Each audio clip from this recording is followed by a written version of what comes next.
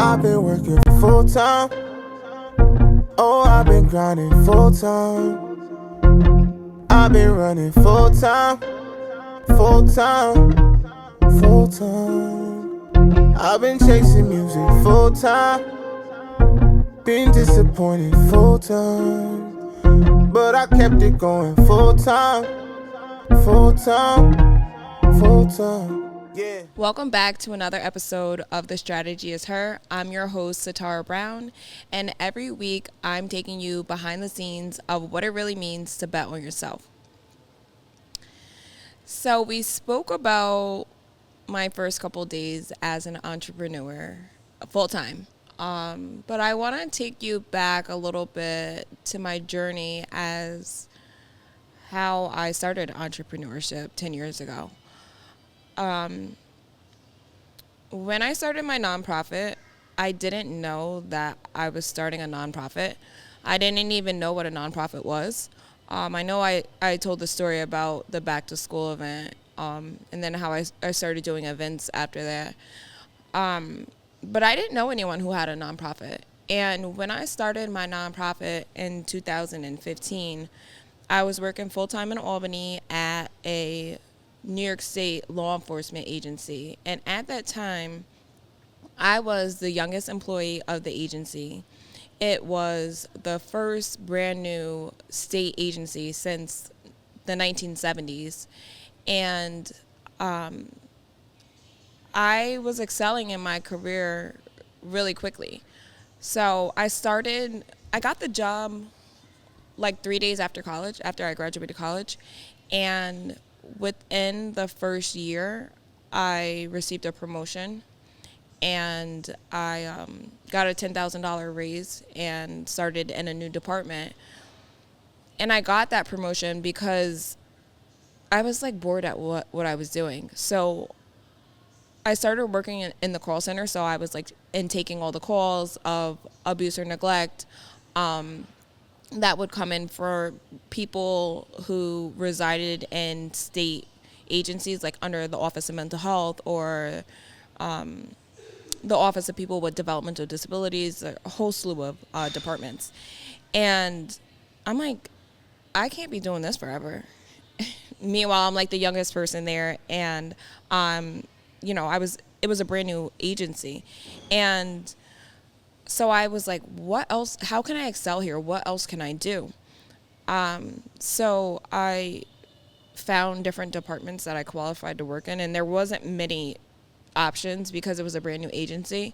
And I applied and I got the job. And at that time, I was really interested in giving back to my community. But like I said before, I don't really have like a lot of role models to look up to. I looked up to my mom in so many different ways, but like she couldn't guide me in a business sense or even in the line of work that I was in. So when I got heavily involved in doing nonprofit work in Poughkeepsie, I had to teach myself everything. And this was before ChatGPT and AI. So I literally would work all week in Albany, and then at night and on the weekends, I would find out how I can do different events. So I would research, I would look into funding streams. And when I first started my nonprofit, I felt like I wasn't good enough to receive any grant money. I felt like I had to put in more work before I was worthy enough to receive funding. So I would just use my own funds and fund whatever it was that I was doing. And then 3 years later, when I started my summer camp, I had no idea at all what I was doing, but I knew that kids in Poughkeepsie needed a space where they can learn and grow during the summer months. A lot of learning is lost during the summertime, so I just wanted to help bridge that gap, because when I was a child, I went to summer camp in the city of Poughkeepsie, and we had to do homework, and I believe that helped me get as far as I have in life today.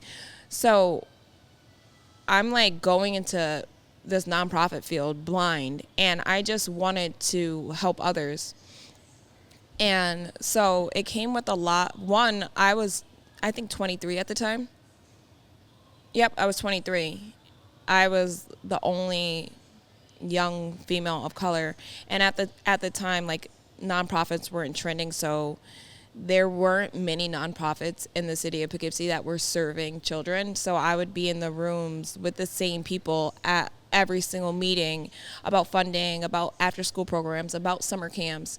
And when I started my summer camp in 2018, all I know is that my staff had to get paid. So we charged the parents $100 a week, and the parents paid, and they trusted us with their kids. I still had to contribute a large amount of money, which I was working full time at the time as the marketing director of a law firm. And every week I would just put my paycheck to the camp. And we ended up getting a grant after the camp was already over. But like I said, I didn't feel like I proved myself enough in that arena that I was deserving of any grants. And then when I made the decision to start after school programs, I was like, how can I start an after school program if, like, 7 weeks in the summer was crazy? You know, how am I going to be able to be sustainable for the whole school year? And again, I had little to no guidance. So someone from the school district asked me to apply, do an after school program, and then a parent asked me to help their child, and that's what really pushed me to do the after school program. But at the time, I didn't know that it meant that, like, the grant that I was receiving for $70,000 was reimbursable. Like, I didn't know what that meant. So I had to front the money and then get reimbursed on the back end from the school district, which was very, very challenging. And keeping that afloat in itself was disastrous. I mean, I was working full time. I thought I was opening one after school program. I ended up being at 4 different schools. At this time I had never done any of this. And if it wasn't for my mom, she stepped in as a supervisor and she held it down and she turned things around for us. And then COVID hit. But with all that being said, like, everything was self-taught. And at this juncture in my life, it's important for the role that I play in consultancy and being a consultant, to give the information that I have to others so they don't have to make the same mistakes. Like, I speak to a lot of people, you know, very often who have great ideas and they're like, we could just get grants, right? And I'm like, grants aren't always what it's cracked out to be. But just being able to share my lived experience to help others so that they don't have to go through the same obstacles that I did is why I started a consultant business, and it was very organic. So after I started my nonprofit, people were like, how'd you do it? Like, you know, like, I felt like I was in the limelight losing because on the back end, it was just so challenging. And the way that I made everything look so flawless, I feel like everyone else was like, well, if she could do it, I could do it, which is great. You know, it's great motivation for others, but sometimes you don't know what it takes to be someone else. You don't know what it takes. You know, you might see a finished product, but you don't know what it took to get there. And so with people asking, I would do like free workshops and free webinars and things like that. And then I was like, hold on, a lot of people are asking me. So I formed a business. And I helped, this was during COVID in 2020. So 5 years ago, I helped start over 75 businesses all throughout the United States. And a bunch of them were nonprofits. A lot of them were for-profit businesses. And majority of my clientele were and are Black women. And that's how I developed the Girl Boss brand. And everything just happened so organically with my nonprofit, with my consulting business, with the Girl Boss brand, and now with my new endeavor, which is the Balance Suite. But it just goes back to me being self-taught. And I always say that I'm self-made because nobody put me on. You know, like, I've always kept a job, but I've always on the side pursued some type of dream or had some type of goal. And there was no manual or blueprint for me, so I made my own. And literally and figuratively. So I could remember and having staff, I'm like, I guess I should have like a policy manual. I guess I'm going to have to come up with like a training program. You know, all of the things that like when you go to work at a business, like you have to have. And a nonprofit is a business. The only difference is that the way taxes are paid. You know, I had to have workers' comp insurance. If you don't have it, you get a penalty, you get a fine. It's a lot that goes into running a nonprofit. And I literally taught myself how to do HR, how to do payroll, how to manage staff, how to hire interns and manage them and all the paperwork I have to fill out with the schools, how to create programs, how to write grants. Someone said to me, "You must be a really good writer." And I was like, no, that's not the number one skill you need to have in order to get grants. It's actually networking. But I taught myself how to network. Like, I taught myself how to be in different rooms around different people. And I made so many mistakes on the way. Like, I made so many mistakes. I've done a lot of good things. There's nothing that I regret or would have wanted to do differently, because if I did, I wouldn't be where I am today. But what I can tell you is, looking back, I've been in a lot of meetings where I'm like, looking back now, I'm like, I shouldn't have said that. Or even like, I shouldn't have had that facial expression. I should have just kept my mouth shut. But if I didn't, when I was younger, now at 33, I wouldn't have the wisdom that I do now. And so, like, this one business that I'm working with, I was like shooting the shits with the owner, and he was like speaking about someone else. And at the point where I am in my life now, like, I can see through all the fluff. Like, I can see when someone is experienced. I can see when someone's new to the game. I can see when someone has been around the block and has really been in rooms. I think nowadays you could say anything. You could be whoever you want, especially on the internet. All you got to do is get a camera, get your phone, and just start talking. But when it comes to really putting in the work, there's a fine line. Like, there's a lot of people nowadays, they're just saying that they're a consultant, or they done this and they done that. And it's like, the internet takes away from so much. It really takes away from so much. And I'm having an event every year, sometimes twice a year. I have a Girl Boss event for the Girl Boss brand. And I was talking with someone, they're like, how many people do you want at the event? And I'm like, it's not about how many people come to the event. It's about the people who come to the event. Like, I hang with people who are girl bosses, like, who are bossed up. Like, they are making big moves in the fields that they work in. And to me, I'd rather have 50 girls who are really doing it than to have 200 girls who are faking it, you know? And I'm just grateful for my experiences, and I'm grateful that everything is coming full circle, because now the conversations that I'm having with a lot of ladies that I've grown up with, that I've known through business for the last 10 years, and the way that we are aligning with one another is just, it's just perfect timing.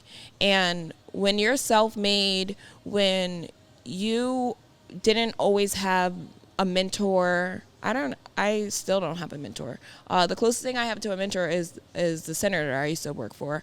But it feels so great to have a collective of like-minded people, whether it's men or women, who are in business, who are doing and who have actually done amazing things, who have ran million-dollar companies, who have been a part of multi-million-dollar companies, who have really hit those numbers, and they're not just lying. So I think that it's good to be self-made, but I also think that it's good to latch on to people who have similar interests as you. If you know that there is someone that you see yourself in, or you want to see yourself in the future, you should go to coffee with that person. You should reach out to them on LinkedIn.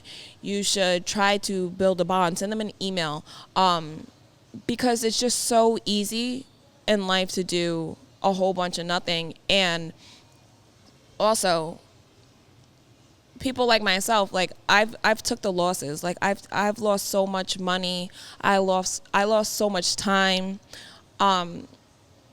even to the point where I put my dreams of being a lawyer on hold to be all in by doing my nonprofit.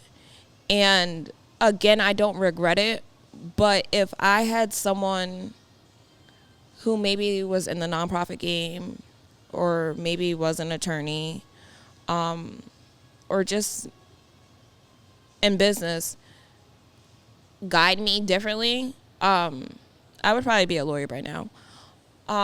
But in the same token, I think that everything happened for a reason. And I think that, like, if I became an attorney when I was like 25 years old, one, I wouldn't even know how to act. I mean, like,